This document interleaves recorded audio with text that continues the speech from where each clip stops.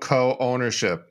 So today we're going to talk about co-ownership and why this is a big strategy a lot of Canadians are using to get into the market. And why are Canadians using this to get into the market versus just buying a home on their own? So I'll get into all that and I'll talk about some success stories and some strategies that Canadians can use to get into the market today using this co-ownership structure.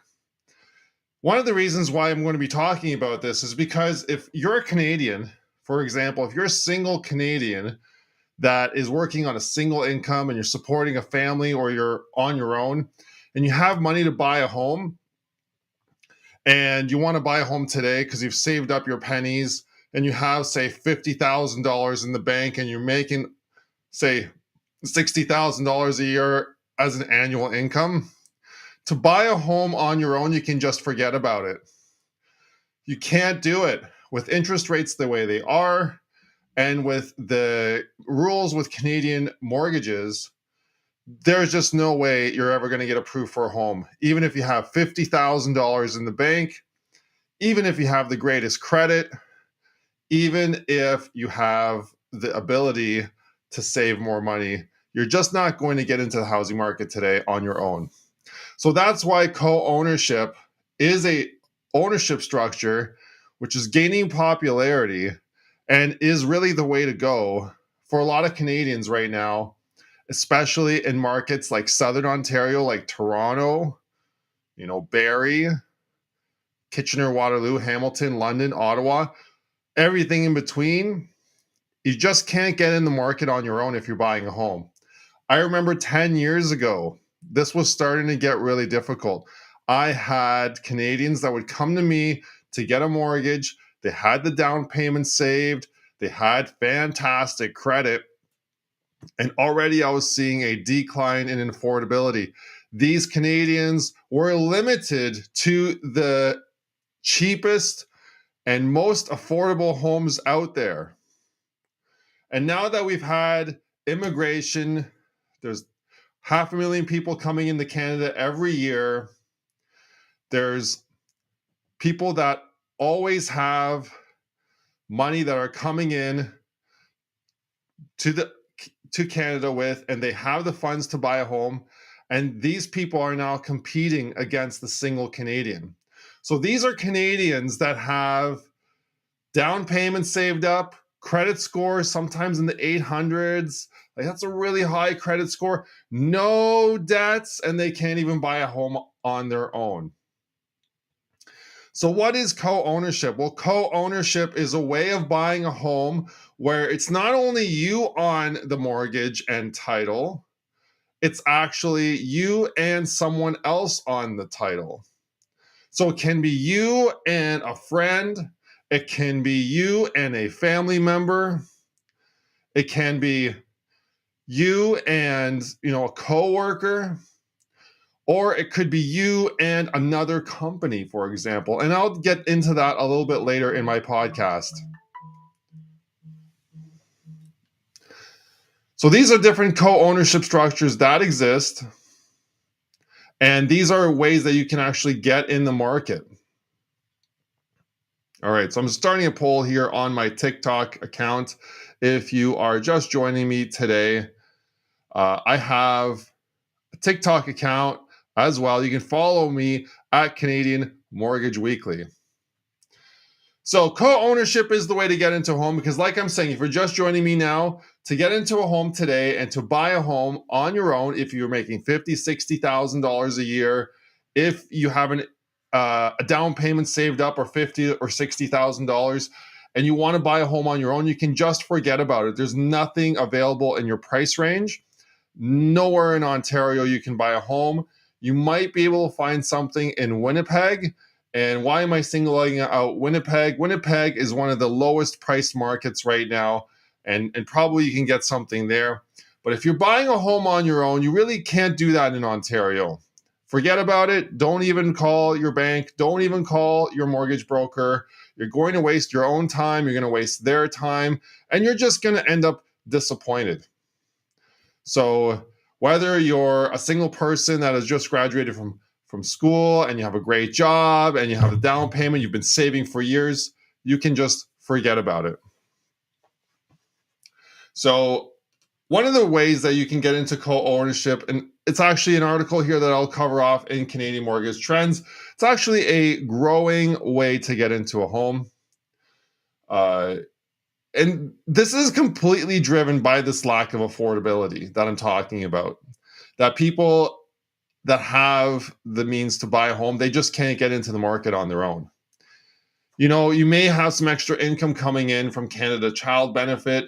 Maybe you have an extra $1,000 a month. Maybe you have some income coming in from spousal support as well. Maybe you've been recently separated and you're on your own and you want to buy a home. Well, forget about it. You're going to be wasting your time. So there are some examples here. One of the examples here is two brothers that bought a home together.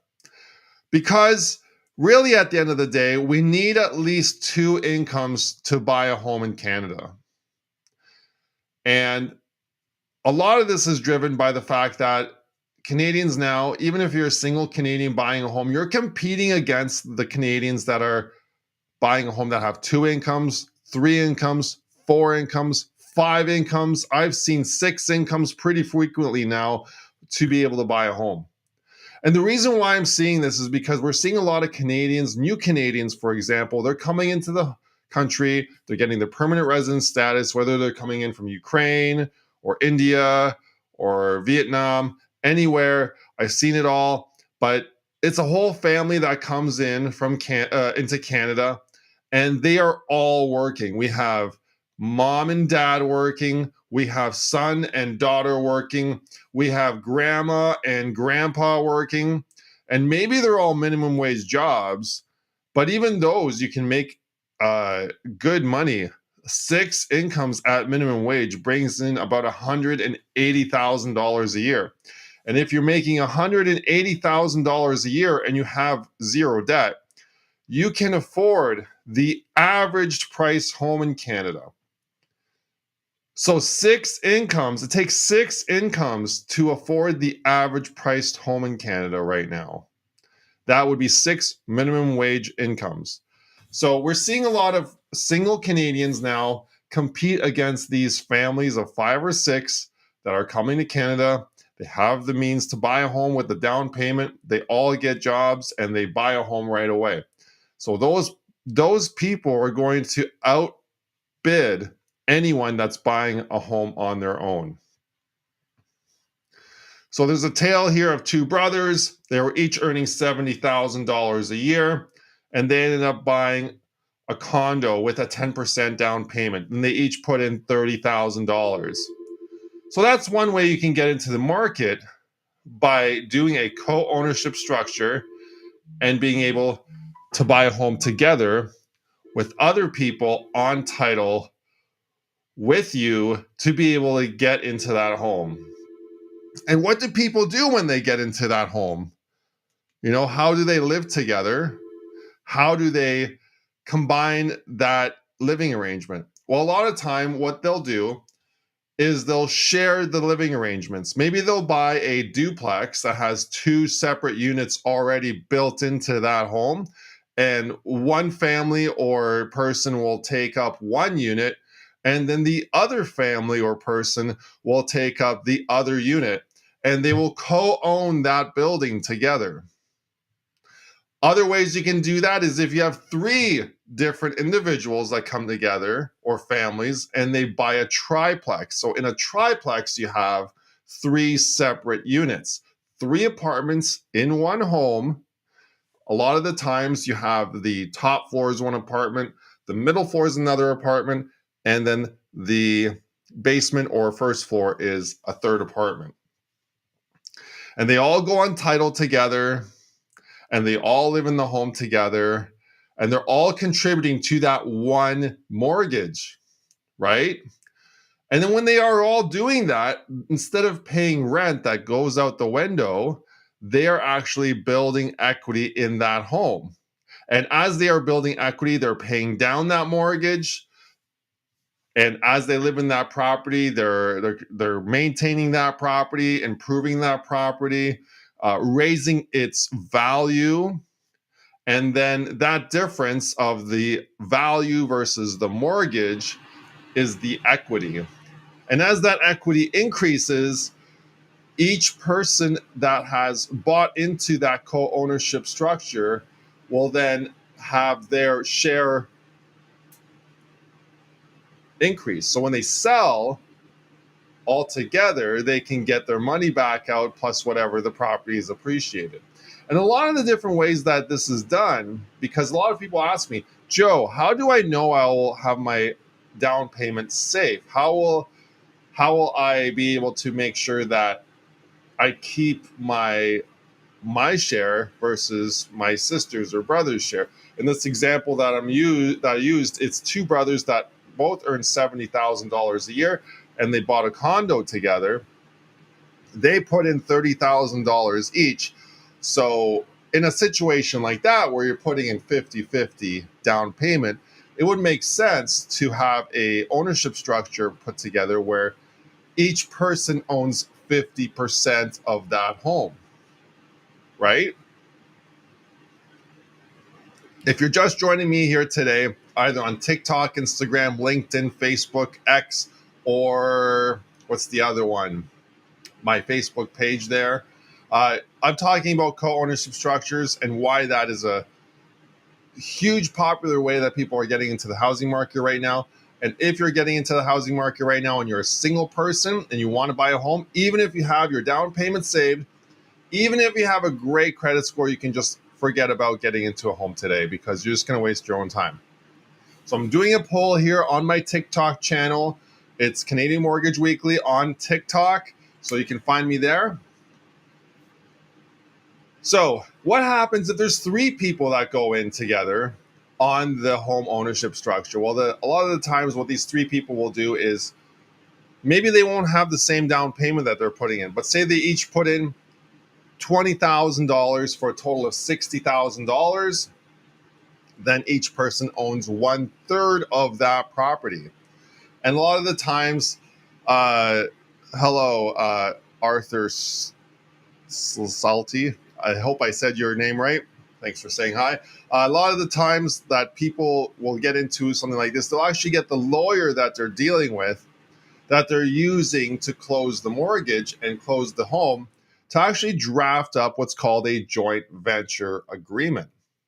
And when you draft up a joint venture agreement, you're actually able to specify the terms of ownership. A lot of times people also ask me, and make sure you also talk to your lawyer about this, because I'm not a lawyer. I can't give you all the advice, but I can guide you in the direction that you need to go. And one of the reasons why I say that is because a lawyer can really give you the ins and outs of co-ownership as well.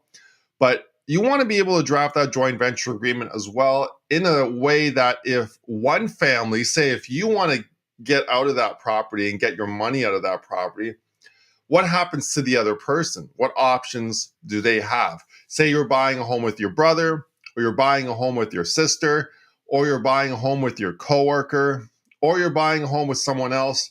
You want to be able to feel secure in, how am I going to get my money out of this home and buy another home? How am I going to be able to get my name off that mortgage if that ever needs to come to that point? And by drafting up a joint venture agreement, you can indicate clauses in there on how you can actually enact those sale clauses or exit clauses and all that. And once you have that all written in writing, then there's no gray areas. A lot of the times also we put, the lawyer will put maintenance clauses in there. Who's responsible for maintenance? How is maintenance handled in a situation like that as well? So some ways to get out of a contract, for example, say you and your coworker have bought a home, and I've seen that before, or maybe a cousin. Say you and your coworker bought a home, and your coworker then wants out because they want to move on. Their family's getting bigger, and you don't want to move on. You want to stay in that home. You're not ready to move. Well, there can be stipulations in that joint venture agreement that you put together with your lawyer that will essentially give you an exit out of that contract or your coworker out of that contract. There are things called shotgun clauses or exit clauses that your lawyer can explain to you. But what typically ends up happening is if one person wants out and the other party wants to stay in, then the party that stays in, quite often we can, as a mortgage broker, use the accumulated equity that the person that is staying, use that accumulated equity to buy out the existing partner. And that way, a lot of times, you don't even have to put any of your own money into it because you're using your additional equity to buy out that person. And then they get a check and go on their way, and then we put the mortgage in your name alone. So that's a great way to get into a home ownership structure and be able to also make sure that you're safe and make sure that your investment is kept safe and make sure that not only do you have a place to live that you own, but should the other person, your coworker, your cousin, or your sister, or your brother want out, that you have a method of doing so with the lawyer. So if you're just joining me here today, I'm talking about why co-ownership is on the rise in Canada and why, if you are a single person in Canada wanting to buy your own home on your own, then you can just forget about it and don't waste your time because it's not going to happen. There was another article that I was actually featured in the Toronto Star that talked about a co-ownership structure that I had put together in Hamilton, Ontario. And it was a very simple structure where two cousins and a friend in their 30s couldn't buy a home on their own. They tried through brokers and banks and were declined everywhere, even though they had great credit and great income, right? So each person on their own had money saved. Each person on their own had a ability to buy a home, but it was just the budget was really small. So how did they do it? Well, they came together, they pooled their resources, and they pooled their income and applied for a mortgage together. So that's a big deal because when the bank sees that, they see the total income on that application, and they also see the fact that the down payment is now a little bit larger and stronger because everyone is pooling their resources together. And they ended up buying a home in Hamilton, Ontario, a detached home, not a condo, and not a townhome or a row house of any kind. Okay, thanks for asking me. Do I own? I do own a home myself. How about you? Thanks for saying hi, Mike. This is on TikTok. And if you're just joining me here, we're talking about co-ownership structures. And I've actually been in a co-ownership structure myself. I've been in co-ownership structures for investment properties for the purpose of being a landlord. And in those ways, a lot of people get into buying rental properties with co-owners just to be able to split that risk and to be able to get into that market a little bit easier. So if you're just joining me here today, if you're buying a home on your own in Canada and you're a single income earner and you have your money saved for a down payment and you have a great credit score, you can just forget about it right now because it's not going to happen. With rates the way they are at and with housing prices where they are at, it's just wasting everyone's time. And you're just going to be disappointed at the end of the day because whatever amount you get approved for, it's going to be too small anyway to do anything. So if you want to look me up, it's Joe Bladek. I had an article in the Toronto Star that actually speaks to all of this. And they bought, a $500,000 home in Hamilton, Ontario, 3 people together. So it was a really good success story, and none of them could have been able to afford a home on their own. I mean, with interest rates the way they're at, the fixed rates have been falling slightly since October of 2023, but they're still in the 5% ranges, some in the 6, but mostly in the 5. And with everyone that's buying a house right now, qualifying is really difficult because there's a thing called the stress test in Canada.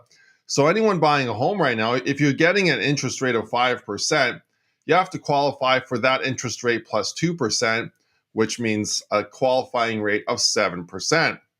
And to borrow $500,000 at 7%, you need a heck of a lot of income to be able to do that.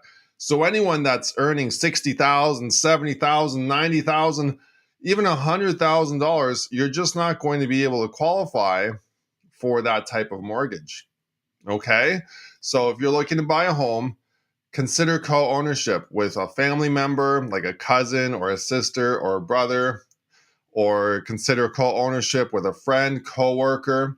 I've seen the coworker thing a lot. I had a situation last year where there was a family, husband and wife, and the husband worked with another individual, and they were looking at buying as a three into a home where the husband and wife would live in the upstairs part of the home, and the single individual would put in their share and live in the basement of the home, renovate that home so it had a separate living area, and put in a second kitchen for that separate living area.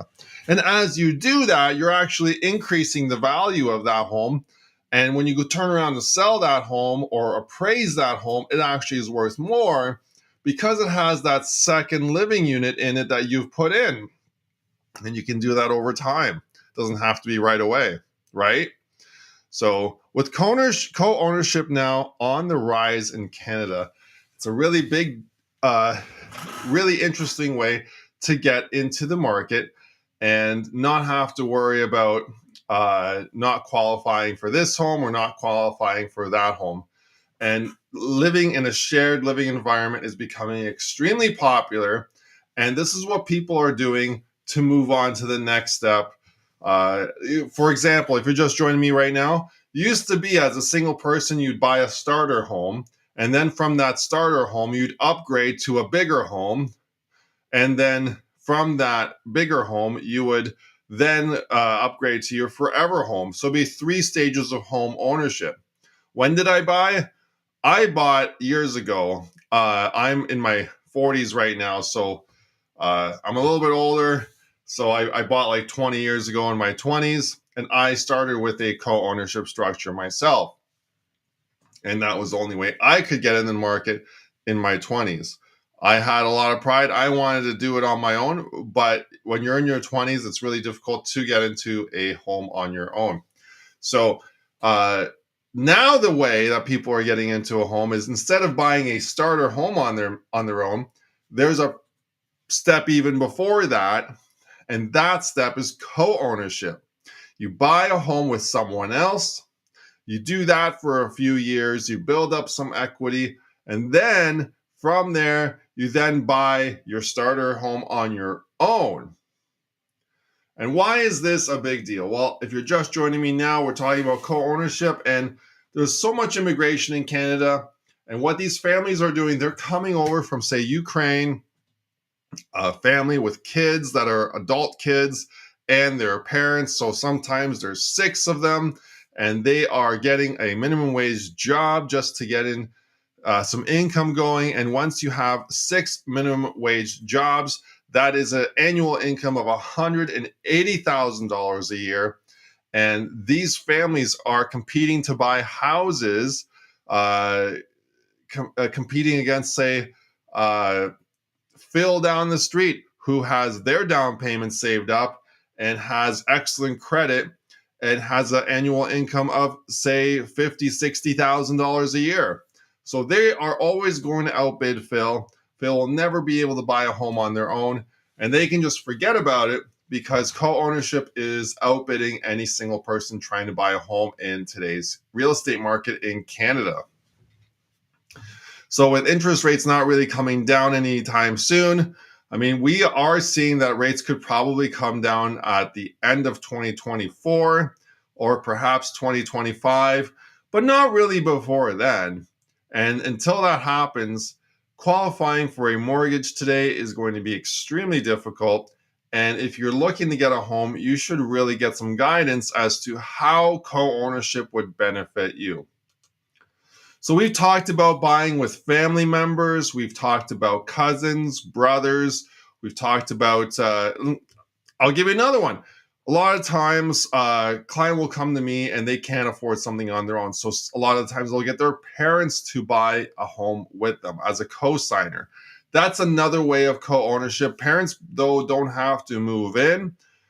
They can buy a home on their own with the parents just on the mortgage, and that adds some income to their mortgage as well. But another way outside of getting someone like that is you can actually partner up with a company that does co-ownership as a specialty. And these companies essentially, they buy a home with you. You put in your share of the down payment. The company puts in their share of the down payment. And they have terms and conditions that you as a co-owner would need to follow. And if you end up defaulting on that mortgage, then there's a whole list of terms and conditions that are spelled out in terms of how that is dealt with as well before you even sign anything. So you have an idea of exactly what you're getting into. There is obviously less flexibility always with co-owning with a company of any kind. And the company is going to want to make sure that they are earning their income and their share of the profits when they are investing into the home, because they want to see gains on their investment as well as you. So it's something that I would strongly suggest that you leave as a last resort, because buying with another company will always be less advantageous than, say, buying with a coworker or a brother or a sister, or having your parents co-sign, because you just have much more control over the situation if you're buying with someone that you know. I'm going to start another poll here on my TikTok channel. If you would ever consider co-ownership here, feel free to join me on Canadian Mortgage Weekly on TikTok. Make sure you follow my channel as well, wherever you're watching today, if it's Instagram, Facebook, X, or LinkedIn, or TikTok. So if you're just joining me here today, we talked about brothers buying a home together. They each put in equal amounts of down payment to buy a condo in Toronto. We talked about a friend and two cousins buying a home together in Hamilton, a detached home. We talked about also a situation where if you don't have anyone to co-own with, a coworker or a family member or a friend, then another way you could do this is to actually get into a co-ownership situation with a company. And there are a number of companies that are now popping up across Ontario to get into home ownership and co-ownership. And typically these companies, they have a minimum term that you're committing to, say a 5-year term. And typically these companies are the ones also funding that mortgage for you. So if you default on that mortgage, you're defaulting to them. So there's obviously a lot less control involved versus you getting a mortgage with a friend or a family member and then setting that up under a co-ownership structure with your lawyer. And I always suggest talking to your lawyer to get a joint venture agreement set up. So it spells out an exit clause, it spells out your maintenance clauses and how that's all done, and exactly what happens if maintenance doesn't get followed, and what happens if one person wants out and one person stays in. Or say another one I've seen before is one person wants out, the other person stays in, but they can't buy that person out. Well, a lot of the times the person that wants out can sell their share to another person. And it's important that you put in that joint venture agreement, if that person is going to sell their share of that home to someone else, is it something that this person can have control over? Can they have a say as to who's going to be able to buy that share? I mean, if I was buying a home with my brother, I would want to have a little bit of say as to who my brother could sell his share to. I don't want someone random moving in that I don't want moving in. Or if it's someone that's moving in, I would want to make sure they're financially sound before taking on a mortgage with me, because if they miss a payment with me, then it affects both of our credit scores and both of our future mortgageability. So, if you're just joining me here today, we were talking about co-ownership in Canada, why that is rising in popularity, why it's something that single people that want to buy a house in Canada must consider. Because if you're a single person, if you're a single parent, or on your own and you have a down payment saved up and you have a great income and you have great credit and you want to buy a home, you just can't do it on your own. It's going to be a waste of time. You're going to be extremely disappointed about the whole process, and it's just not going to make any sense in today's market with house prices where they are at and interest rates and where they are at. If you need to get in touch with a mortgage broker, my name is Joe Bladek. I've been in the industry for 14 years. Make sure you follow my channels and reach out to me. If you ever need mortgage advice, I can help you with that. I can be reached at through my social media, or you can call or text me and find that information on my social media pages. Be happy to look into your situation and talk about co-ownership in more detail with you, more than we did on this podcast. And as I was mentioning at all points throughout this podcast, if you are getting into a co-ownership arrangement, make sure you discuss a joint venture agreement with all the different caveats in that with your lawyer that you're using to close your home purchase, because you want to make sure that you're protected and that the other person is protected, and that if you guys have anything that comes up, any scenario, that it's already spelled out and agreed upon before you're getting into a co-ownership structure, so you're not going in blind. So thanks for joining me today on Canadian Mortgage Weekly with Joe Bladek, your host, Canada's weekly mortgage video news podcast. We'll see you next time. And as always, thanks for watching.